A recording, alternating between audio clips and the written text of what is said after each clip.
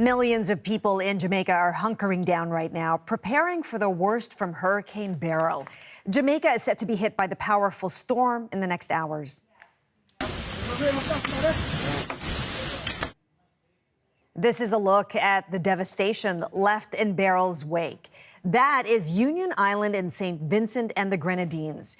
People there say that it has been flattened, with almost every building damaged or destroyed, and many of the island left homeless.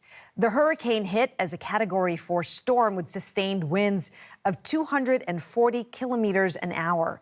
Beryl's leading edge is tracking to hit Jamaica this morning. The island is under curfew, the international airports are closed, and Jamaicans are being urged to batten down. If you live in a low-lying area, and an area is historically prone to flooding and landslide, or if you live on the banks of a river or a gully, I implore you to evacuate to a shelter or to safer ground. And right now, Hurricane Beryl is south of the Dominican Republic and Haiti. And this is new video from the island's southern coast. The forecast from the U.S. National Hurricane Center has Beryl hitting Jamaica as a strong Category 3 storm or higher, with sustained winds potentially topping 200 kilometers an hour.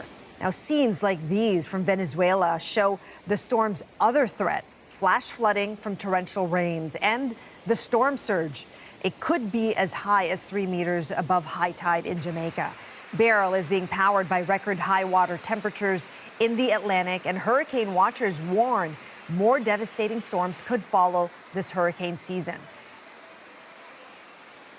And we are going to get more on Beryl's aftermath. Mishran Robinson joins us from 6 Men's St. Peter's, Barbados.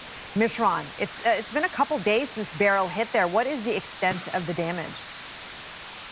Good morning. So I'm coming to you live from 6 Men's St. Peter in the north of the island, and a quaint fishing town here in Barbados. We've seen severe damage to our coastlines, severe coastal erosion, the breaking down of roadways as well, even in the south of the island, which had a very devastating impact. We've seen at least a quarter of the 1,000 fishing boats, registered fishing boats, damaged because of Hurricane Beryl. Anytime a storm or hurricane hits the south of the island, it's pretty bad. We haven't had any casualties, but we've had severe infrastructural damage to our coastlines.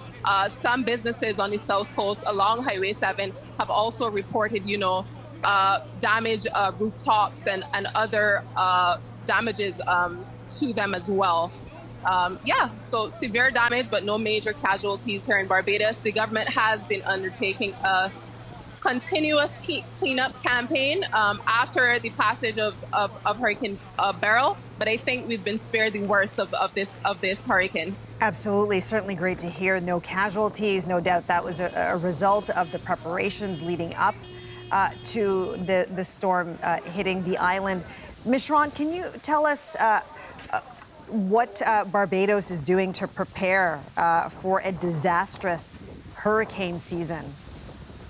Sure. So we've had a continuous communications campaign. All government agencies, the Department of Emergency Management. I'm just getting a lot of wind and rain here currently as we're still dealing with the after effects. We have another system here, so just kind of dealing with the rain currently. But in terms of preparation, we've had continuous education campaigns. The government, the Mayor Montley administration, has put a lot of measures in place in terms of making allocations and provisions for those persons to, stock up on their non-perishable food items. As I said, we've had a lot of communications in terms of the digital space from the Department of Emergency Management and also the Barbados Met Services. There've also been a lot of cautions for Barbadians to pay attention to well-known media channels, to avoid sensationalized channels. There have also been a lot of calls from the Barbados Psychiatric Hospital to pay attention to their mental health, but we've seen a lot of progress in terms of communications by the Barbados Met Services for Barbadians to be updated constantly where hurricane preparedness is concerned, and then obviously provisions for persons to stock up on their non-perishable food items. We've had a lot of conversations surrounding the cleaning up of properties, removing missiles off properties, but a lot of progress in terms of communications for locals here in Barbados. Well, Mishran, glad to see you're staying dry for now and staying safe. Thank you so much for taking the time to give us an update. You're most welcome, and all the best to you.